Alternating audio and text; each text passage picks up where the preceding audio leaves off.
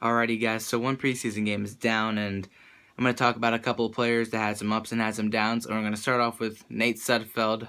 The Eagles lost this game. Doesn't really matter to me. It shouldn't really matter to anybody. It was mostly evaluation. Most of the offensive line, not most, all of the offensive linemen, minus Jason Peters, started, like Jason Kelsey, Lane Johnson.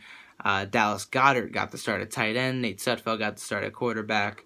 And a majority of the defense started as well. But Nate Sudfeld had 10 completions out of 14 total attempts, 2 touchdowns and 2 interceptions, and 140 yards. Now, the first interception was on the second play of the game, for him at least, for the Eagles offense. He just did not see that it was a trap zone coverage by the Steelers, and he threw it right into the trap, and it was intercepted. But he came back and made a Carson Wentz-like maneuver to literally juke out and break not literally break, but broke a defender's ankles and got the touchdown to Dallas Goedert for 15 yards. That was one of Dallas Goedert's best play because he actually did help Nate get the ball to the left, which was the open area. That was a heads-up play by Dallas Goedert to move more towards the left as Nate was rolling to his left to make that play. It was good. The second interception was more on Bryce Treggs than it was on Sudfeld.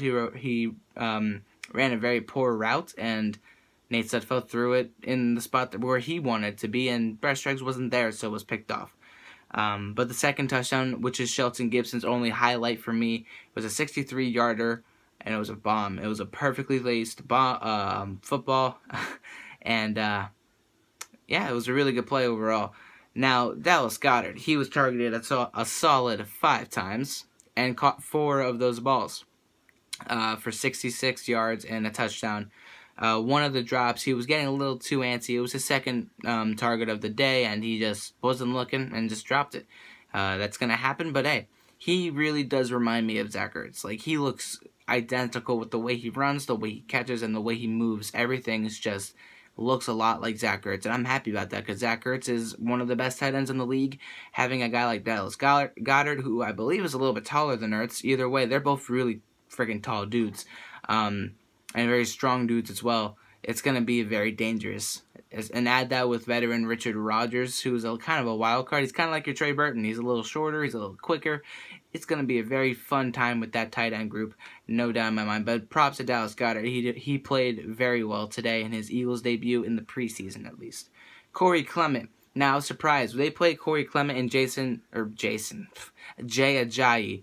They played these two running backs a lot more than I expected. Almost a full 2 quarters for both of these guys.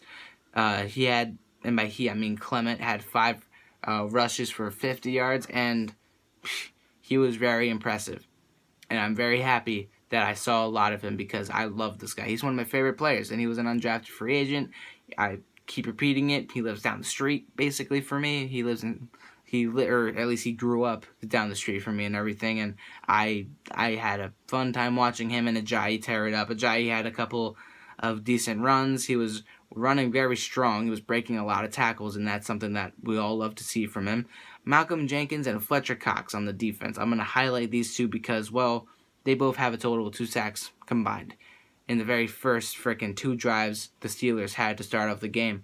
I mean, they were both making really good reads and making really good plays, and that's what you would expect from the 2 that really lead your defense. So props to those 2 for showing off that they can still do it. Fletcher Cox looks a lot slimmer and a lot freaking quicker too. I'll give him that. He was on an all-pro tackle. It was all-pro versus all-pro, and he beat the all-pro the Steelers had easily, like by a mile. It was so easy for him and got the sack. So props to those 2. Now, Sidney Jones. I have a couple of things I want to say because he made some good plays. He had 1 strong tackle, but it was helmet to helmet. Not necessarily helmet to helmet, but he lowered his head, and that is the new thing. Now, if you lower your head into a tackle, you're going to get flagged. You need to be seeing who you're tackling, seeing what you're doing. So you can't go through anything like, the Saints missing a tackle because, kind of lowered your head and went underneath the guy that was hopping in the air. So, yeah, you need to really see what you're tackling. You can't be leading your head forward into any tackle anymore. So that was kind of one mess up. But the second thing I wanted to talk about is that he had a scare. That's right. He slipped on a play, twisted his ankle, and then on the same play, it looked like his leg got caught up between another defender, and it just kind of went boop, but nothing, everything was fine. It was more so him tripping and sliding with that leg than it was the little, I don't know, like, I don't know how to describe it. It was really weird. His leg just kind of got caught for a second, and it just kind of twisted, and it came back, but it wasn't that hurt him, but whatever. He had a scare. He's fine, though, just a twisted ankle. He'll be fine. Thank God, because he was playing pretty dang good with, as far as coverage-wise, he was doing good. And then Rasul Douglas, this is the last thing I want to talk about. Now, last year he had an interception against Eli Manning, and he had another one. I don't remember, but he had a pair, I think. He had 2 interceptions last year. He played really well for a rookie in place of Ronald Darby after he dislocated his ankle, but he got burned twice today.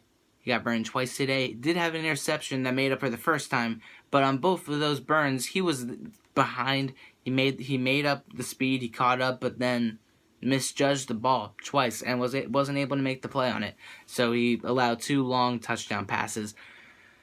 And that really separated the Eagles from having a chance to win this game. Not that I care. I'm just, giving my observation. He needs to get more reps and he needs to work harder and get better because he has a lot of talent, okay? We saw it last year when he was starting in place for Darby. He has a lot of talent. He has a lot on the plate for him, and he can do a lot. And I don't know. Today he just didn't seem up to it.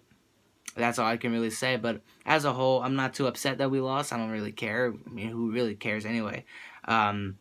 Just a lot of evaluation for starters. Just offensive and defensive starters were just top notch. Just what you would expect.